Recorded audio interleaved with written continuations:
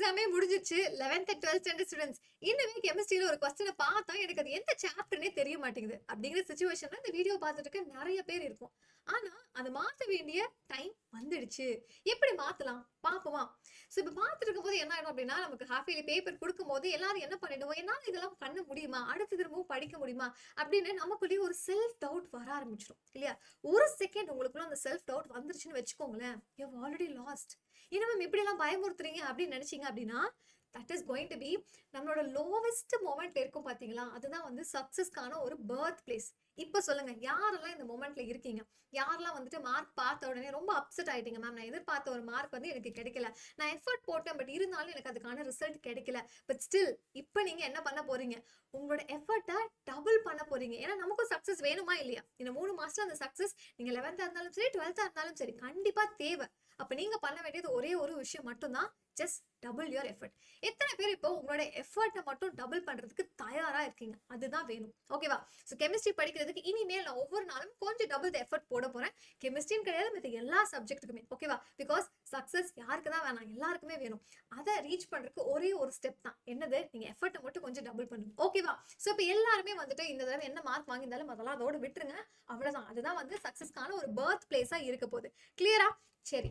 So அடுத்தது தெய்வமே என்ன, எப்படியாச்சும் இந்த 2 வால்யூமையும் படிச்சு காப்பாத்திடு அப்படிங்கிற சுச்சுவேஷன்ல இருக்கும். இது வந்து கெமிஸ்ட்ரிக்கு மட்டும் கிடையாது, பிசிக்ஸ், மேக்ஸ், பயாலஜி எல்லாம் அதை விட மோசம். அப்படிதானே?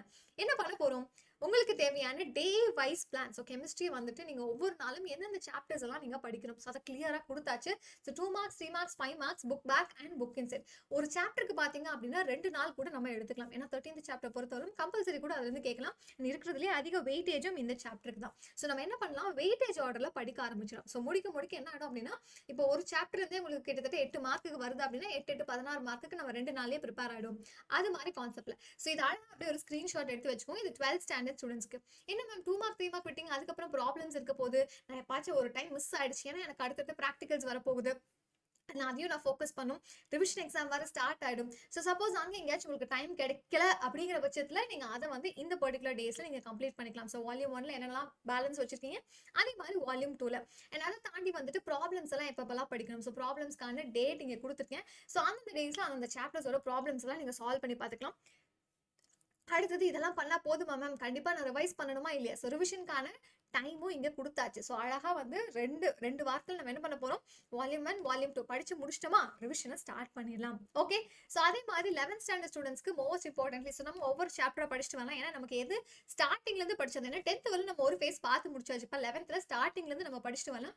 ஸோ ஃபர்ஸ்ட் சாப்டர் படிக்கிறீங்களா, அது 2 நாள் படிங்க. அதுக்கடுத்து செகண்ட் சாப்டர், ஸோ அதுக்கடுத்து ஒவ்வொரு நாள் ஒவ்வொரு சாப்டர் அப்படிங்கிற மாதிரி டைம் போட்டிருக்கோம்.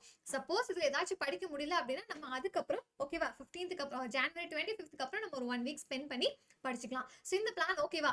அடுத்தது உங்களுக்கும் அதே மாதிரி ரிவிஷன் பிளான் இங்க இருக்கு. ஸோ இங்க பேலன்ஸ் இருக்கக்கூடிய டைம் நம்ம என்ன பண்ண போறோம் அப்படின்னா, இதுல ஏதாச்சும் நம்ம முடிக்காம வச்சிருந்தோம் அப்படின்னா அதை நம்ம அந்த பர்டிகுலர் டேஸ்ல முடிச்சுக்கலாம். ஓகே. ஸோ ஃபைனலி பேப்பர் பார்க்கும்போது, ஓகே, ஒவ்வொரு தடவையும் பப்ளிக் எக்ஸாம் பேப்பர் பார்க்கும்போது எந்தெந்த பர்டிகுலர் சாப்டர்ஸ் வந்து அதிகமான கொஸ்டின்ஸ் கேட்டிருக்காங்க, ஸோ இங்க பாத்தீங்கன்னாலே உங்களுக்கு தெரியும். இது எல்லாமே உங்களுக்கு அழகா அப்படியே வாட்ஸ்அப் சேனல்ல ஷேர் பண்ணிடுறேன். ஸோ ஒவ்வொரு சாப்டர் அதுல இருந்து எவ்வளவு மார்க்குக்கு கொஸ்டின் கேட்டிருக்கு, ஃபர்ஸ்ட் வந்து மார்ச் 2020 பப்ளிக் பேப்பர்ல எவ்வளவு மார்க்குக்கு கொஸ்டின் கேட்டிருக்காங்க. ஸோ 5th சாப்டர்ல இருந்து 10 மார்க், இது 12th ஸ்டாண்டர்ட் ஸ்டூடெண்ட்ஸோடது. அண்ட் அதே மாதிரி அதுக்கு அடுத்து பார்த்தீங்க அப்படின்னா வால்யூம் 2ல இருக்கக்கூடிய சாப்டர்ஸ் எல்லாத்துக்குமே 8 மார்க் ஈக்குவல் வெயிட்டேஜ் இருக்குது. அண்ட் அதே மாதிரி அடுத்தது 2022 பேப்பர் பார்க்கும்போது அதே மாதிரி தான் 6th சாப்டருக்கு 10 மார்க் எடுத்திருக்காங்க, மத்ததெல்லாம் 9. ஆல்மோஸ்ட் வந்து எல்லா சாப்டர்ஸ்க்கும் ஈக்குவல் வெயிட்டேஜ் தான் இருக்கும். ஏன்னா 5 மார்க்ஸ் வந்து நமக்கு சாய்ஸ் இருக்கும்போது சம்வேர் நம்ம எக்ஸ்பெக்ட் பண்ணாத மாதிரி கூட கேட்கலாம். ஓகேவா? அண்ட் அடுத்தது இங்க பார்த்தீங்க அப்படின்னா 10th சாப்டர்ல இங்க அதிக வெயிட்டேஜ் இருக்கு. அதே மாதிரி 7th சாப்டரும் கூட. ஸோ நெக்ஸ்ட் வந்துட்டு 2020 இது வந்து சப்ளிமெண்டரி பேப்பர். ஸோ அப்படி பார்க்கும்போது 5th அண்ட் 6th சாப்டருக்குலாம் கான்ஸ்டன்ட்டாக 8 மார்க் இல்லை 9 மார்க்கு கம்மியாக பேப்பரில் கொஸ்டின்ஸ் கேட்டதே கிடையாது. அப்போ அதெல்லாம் நீங்கள் ஃபஸ்ட்டு படிக்க வேண்டிய சாப்டர்ஸ். ஸோ நான் 13th சாப்டர் ஃபஸ்ட்டு சொல்லியிருக்கேன், நீங்கள் அதை முதல்ல பார்த்து முடிச்சிருங்க. அண்ட் அடுத்தது வந்துட்டு மார்ச் 2023 பப்ளிக்லேயும் அதே மாதிரி தான் 5th சாப்டர்லேருந்து கொஸ்டின்ஸ் அதிகமாக கேட்டிருக்காங்க. அதே மாதிரி செகண்ட் சாப்டர் நமக்கு புக் பேக்கும் கேட்கலாம், அதே சமயத்தில் நமக்கு புக் இன்சைட் கொஸ்டின்ஸும் கேட்கலாம். அண்ட் இதே மாதிரி தான் நம்ம 11th ஸ்டாண்டர்ட் ஸ்டூடெண்ட்ஸ்க்கும் பார்த்தீங்க அப்படின்னா ஒவ்வொரு சாப்டருக்கும் ஈக்குவல் வெயிட்டேஜ் தான் இருக்க போது. ஸோ ஆல்ரெடி வெயிட்டேஜ் பற்றி நம்ம நிறைய தடவை பேசியாச்சு. இது பப்ளிக் பேப்பர்ல என்ன பேட்டர்ன்ல கேட்டிருக்காங்க. ஸோ உங்களுக்கு அதே மாதிரி 11th சாப்டர் ரொம்ப ரொம்ப ரொம்ப முக்கியமான சாப்டர். ஆர்கானிக் பொறுத்தவரையிலும், ஸோ ஆர்கானிக் நம்ம வந்து படிச்ச உடனே பார்க்க ஈஸியா இருக்கும். ஆனா டக்குன்னு வந்துட்டு நமக்கு ரியேஜென்ட் மறந்து போயிடும். இல்ல கேட்லிஸ்ட் மறந்து போயிடும். அது எப்படி ஞாபகம் இருக்க போகுது? ரிப்பீட்டடா நம்ம எழுதி பார்க்கணும். சொல்லி பார்த்துட்டே எழுதி பாருங்க.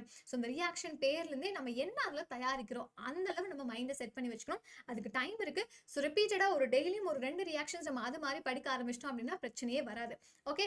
அதே மாதிரி தான் ஒவ்வொரு பேப்பர்லயும் எவ்வளவு மார்க்ஸ் கேட்டிருக்காங்க அப்படிங்கிற ஒரு டீடைல்டான லிஸ்ட் இது உங்களுக்கு வாட்ஸ்அப்ல ஷேர் பண்ணிருப்பா. லாஸ்ட் பப்ளிக்ல பாத்தீங்க அப்படின்னா ஃபர்ஸ்ட் சாப்டர்ல இருந்து மட்டுமே 10 மார்க்கு கேட்டிருக்காங்க. அண்ட் அதே மாதிரி 7th சாப்டர்ல இருந்து 11 மார்க்ஸ்க்கு, 13th சாப்டர்ல இருந்து 13 மார்க்ஸ்க்கு கொஸ்டின்ஸ் வந்திருக்கு. மோஸ்ட்லி ஆர்கானிக்கு வெயிட்டேஜ் அதிகமாக தான் இருக்க போது. இங்க 110 மார்க் இருக்கு. ஏன்னா வெயிட்டேஜ் அதாவது சாய்ஸோட சேர்த்து இருக்கு. ஓகேவா? சரி மேம், கஷ்டப்படுற பாட்டெல்லாம் முடிச்சாச்சு.